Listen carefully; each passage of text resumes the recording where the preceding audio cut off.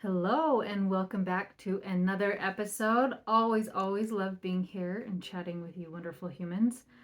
I don't know if you know this about me, but I am a big Brooke Snow fan. I laugh that apparently I only do coaching stuff with people named Brooke because I did the life coach school with Brooke Castillo and I did the creation coaching course with Brooke Snow.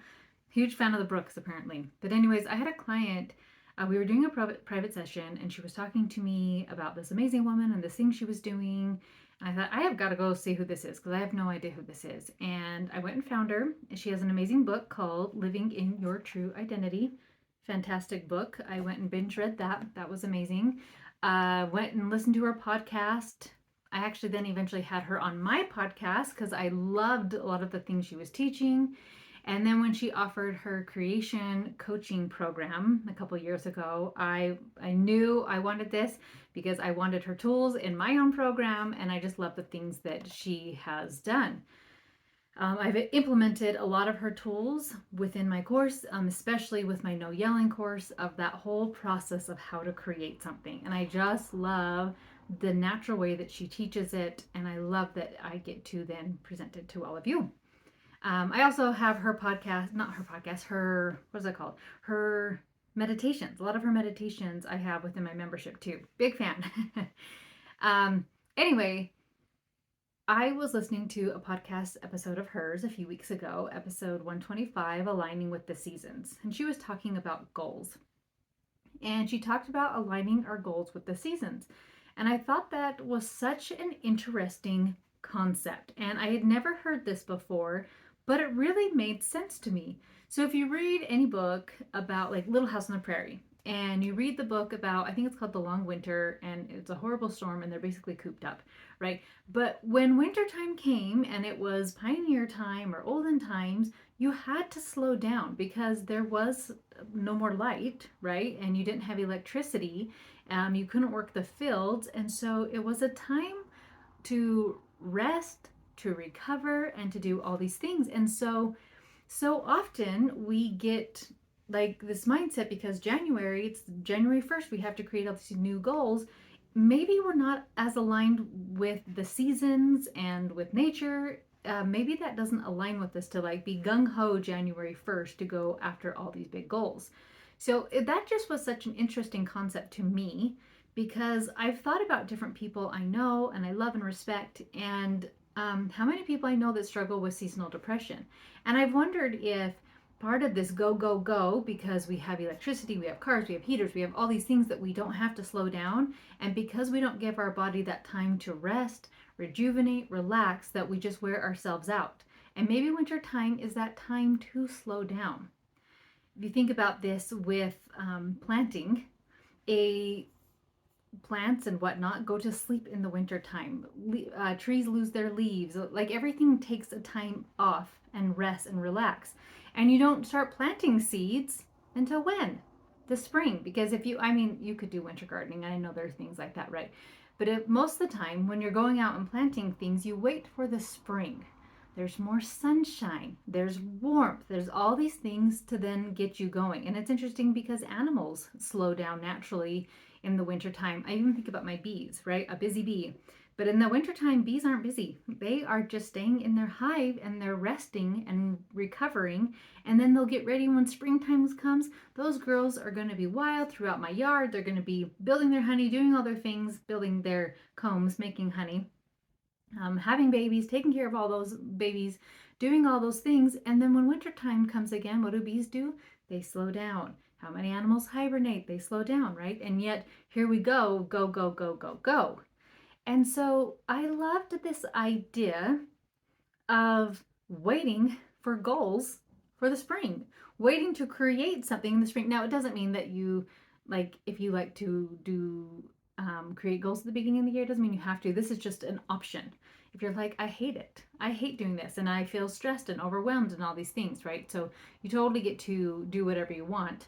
Um, but I loved that concept of a different way to think about something. So Brooke and I apparently are on the same wavelength because I had been reevaluating last year about my no yelling course, and it was longer last year.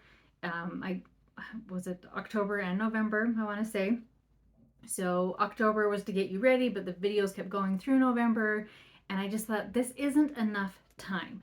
So the thoughts in my brain were along the lines of, it takes us 9 months to grow a human. So if you have had a baby, you know that it's not like, poof, I'm pregnant and next month I get a baby. But it takes 9 months to grow that little human inside of you. So why am I trying to force and help you to give up yelling as soon as possible, right? And maybe that's my what's the right kind word for myself, like my intensity, my, I don't know, my drive, like, we can do this fast, we can do it right now, right? But realizing that things take time. So how it aligns with what I had listened to about Brooke is that we're actually starting this no yelling course in the spring, when it's the time to start planting seeds, when it is the time to start getting the fields ready to be planted. All of those types of things happen in spring. And I left that because that is the time that I thought, okay, well, 9 months with November would be spring. And so I am so excited that this year's No Yelling course is going to start in March.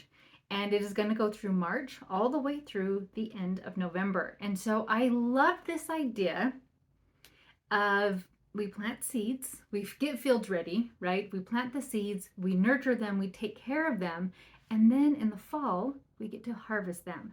So the same idea with becoming this person who no longer yells, no longer even desires to yell, or that desire just kind of gets put away, right? And maybe it shows up every now and then, but you have the tools and all the things you know what to do instead.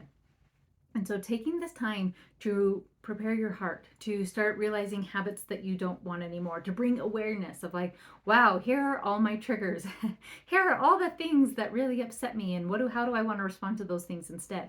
So taking all this time to really prepare the field, taking care of the seed, and really nurturing it and helping it to grow, so that when November comes, it's like, I've got this. I get to just harvest. I just get to reap what I've sown. And what I've sown is all this practice and all these skills and all these tools. And now when November comes, I don't yell anymore. My biggest goal and dream would be for everybody to complete No Yell November without yelling. I have some really cool prizes. I got some really good ones last year. And so I'm just going to keep grabbing new prizes, and so you can pick of different ones that you would like, and I want to ship them all out. I want my first week of December spent shipping all these prizes out for everybody for finishing No Yell November. So I wanted to tell you a little bit more how it was going to work this year, since this is a new format. I will be doing a kickoff call March 1st. How fitting that my calls will be on Wednesdays. I know if you're in my membership, our calls are on Tuesdays, so this one will be on Wednesday afternoons. And in that call, I'm going to explain everything to you, go over, make sure everything is clear, and then give you a chance to ask all your questions. Then each week, so March through October, you will get a new video each week of teaching you new skills, helping you really prepare the field and planting those seeds. So week 1, 2, and 3, you'll get a new video. Week 4, you'll rest from a new video, and we'll do a coaching call that week. And we can go over anything you didn't understand in the videos, anything you need coaching on, like, okay, yes, I get it, but what do I do when this happens? I love that we get to do that with coaching and just individualize it so much. It's so fun. So we would go over that at a coaching call every 4th week. Then in November, you've taken the time to prepare your field, to plant your seeds, to nurture the seeds, to help them to grow. So in November, there will be no new videos, but you'll have more group coaching calls, and everybody who is signing up right when you start in March and you commit to doing it, and you're in it, and everybody in November will get a free private coaching call. And I'm really excited about that because like I said, I want everybody to win their No Yell November prize. That's not all, because I guess I love prizes. And so that's the first prize you can do, is if when you go all of November without yelling. But I'm also doing a second prize, and this is going to be a very special prize because I'm going to ask a lot of you, because when you push yourself in this aspect, I know there's going to be so much more growth. And so I really want to encourage this part. But it's everyone who completes their fundamentals. Now, I'm going to go into way more detail in that in a couple weeks in a podcast episode. But the gist of it is, is taking care of your own basic needs so you are not showing up on empty. So those of you who did it last year, right, you had a tracker and you had different things that you tracked. Drinking enough water, tracking your sleep, not even getting enough sleep, just tracking your sleep, which just brings a ton of awareness. Just some basic things like that, movement, all those types of things. And everybody, I encourage to track. And instead of asking you to do that perfectly every stinking month for the 9 months, instead of asking for perfection and asking you to be a robot, I'm going to be very understanding and giving you grace. And so every month you have 5 grace days. And if it's a 31-day month, you'll have 6 days of a grace day. Just like, okay, you were feeling off. Maybe you were sick and you're like, I could not get my water in. I was so sick today. I had the fever. I had a fever and I felt really achy and didn't want to move my body, right? So I'm not asking you to be perfect. So every month you're going to try to go 25 days of hitting these fundamental goals. And it was really neat to see what happened to the people who did it. So this was part of Brooke's creation coaching program, is that we had to hit our fundamentals. And I don't remember how long the program was, but we had to hit 200 days. And I watched the transformation within myself, and it blew my own darn mind. Like, I didn't even know how much greater my life could be. I didn't even know, like, maybe I was a little bit sleepier, or I was more run down than I realized I was. And so I did this with everybody. And so I was excited last year because I noticed sometimes when it's not a challenge or a course, sometimes I can be like, yeah, it's fine. I don't need to do these things. So when I did it again last year, I'm like, that's right. This stuff rejuvenates me. This stuff helps me so I'm not showing up on empty. Because when I show up in my home on empty, I am way more likely to not yell, but like be irritated, be critical, all of those types of things. So those are the different prizes that you can do.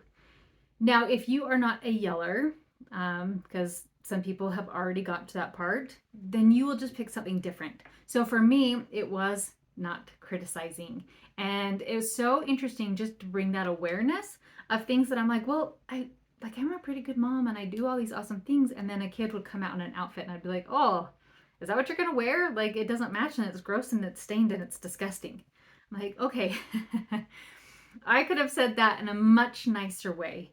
I could have been kinder. I could have said what was great about their outfit instead of criticizing it, right? So I went all of November without criticizing, and it was awesome to see what that did with me and my own kids. So if you are already not a yeller, then we're just going to take it to another level. So maybe yours is sarcasm. Like, oh, I'm really sarcastic and I want to bring that down. Maybe you're really controlling. So I don't yell, but like I've micromanaged my children to the point where they can't even function. So whatever it is for you, of like, okay, this is the next version of myself of what I want to work on. So then the big question is, why in the world do I do this within a homeschool community, right? We are this big homeschool community, and I know a lot of homeschool stuff is like curriculum and all of this other stuff, and I love to support you in that, but my role is to help homeschool to be a lot more fun, right? And so the reason I do this in a homeschool community, because if you are yelling at your kid, it is causing a disconnect.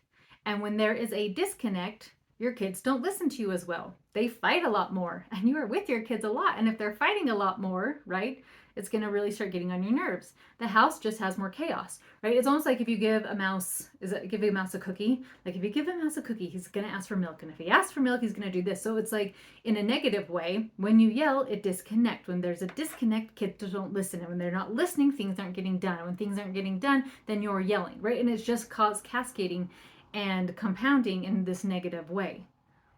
But when you flip it and do it in a positive way, of like, instead of a mouse a cookie having it be a negative thing, but when I stay calm, my children, I feel connected with my kids. And when I'm connected with my kids listen to me. And when my kids listen to me, they go and do their chores. And when they do their chores, our house runs smoother. And when our house runs smoother, there is less fighting. And when there's less fighting, like Rick, it just starts compounding in a much more positive light. And homeschool gets to just be fun. It gets to like be a long game of like, this is amazing. I'm so excited to have my kids home all day instead of dreading, oh my gosh, I have my kids home all day and this sucks and I don't like it at all. but to flip it and say, I'm in this for the long game. This is fun.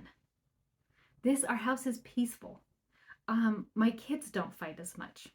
All of those things are possible when we start the change with ourselves instead of trying to change our children so that we can then feel good.